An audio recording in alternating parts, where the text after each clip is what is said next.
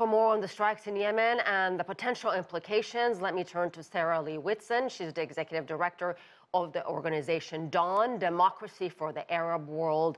And now, Sarah, the U.S. says this entire mission overnight, the airstrikes in Yemen, were aimed at deterring and disrupting Houthis' military capabilities. My question to you is, what happens if it did not accomplish its goals and the Houthis, in fact, are not deterred?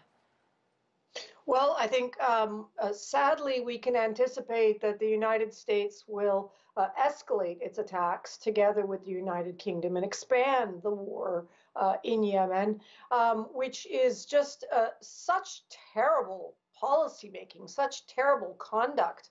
At a moment when Yemen was about to turn a chapter and reach a peace agreement with Saudi Arabia to end this horrendous war that's been ongoing in the country.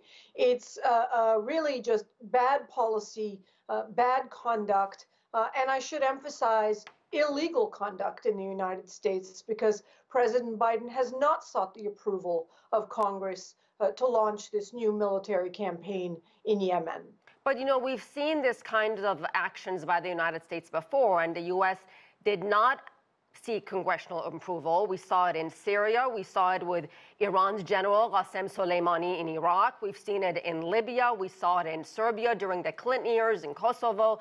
So the U.S. clearly doesn't always seek congressional approval when it goes after these targets. They say this was in direct response to what the Houthis are doing in the Red Sea by attacking ships. So what should the international community, U.S. and its allies, be doing to deter these attacks on a very critical waterway? You're right, first and foremost, in pointing out the many examples of the U.S. acting in a lawless fashion in carrying out military attacks without UN Security Council approval or U.S. government approval. I think that first and foremost, the U.S. should desist from unilateral military actions, which are not constructive, which exasperate the conflicts. Second of all, the United States should consider, along with the international community, to understand what the demands are of the Houthis and see if there can be a peaceful resolution of this conflict, a negotiated resolution of this conflict, which from the Houthi perspective is tied specifically to the ongoing genocide in Gaza. Perhaps if the U.S. would support a ceasefire in Gaza, then the Houthis will stop their attacks on ships bound for Israel or otherwise carrying the Israeli flag. I think that there are many ways to solve this problem from a holistic perspective. But the best way to resolve it would be a way that upholds human life, upholds human rights.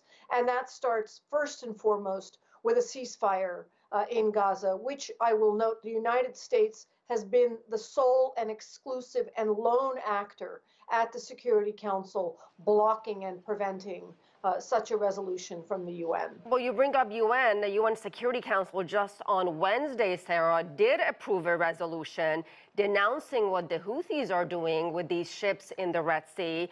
11 countries were in favor, 0 against, 4 abstentions, and yet it did not do anything in terms of preventing the Houthis from going on with these attacks. That's right, because the UN Security Council knew that there's no way such a resolution would have passed had it included any provisions for sanctions, much less military action. And a number of states made very clear that their condemnation of Houthi attacks on shipping was specifically devoid of any resolution calling for military action, because that would be bad for the peace and security of the region. To expand Israel's war in Gaza into the broader region, and let's be very clear that U.S. attacks on the Houthis are part and parcel of U.S. support for Israel's military campaign. These things are interlinked. that these measures are not ones that the Security Council resolution approved. And it's really inappropriate for the U.S. government to be exploiting the resolution that just passed as any form of justification for its military attacks. And talk about economic implications, especially if this, what happened in Yemen, expands to a much more problematic issue with Iran getting involved. What does it mean for in terms of world economy, global trade, the supply chain?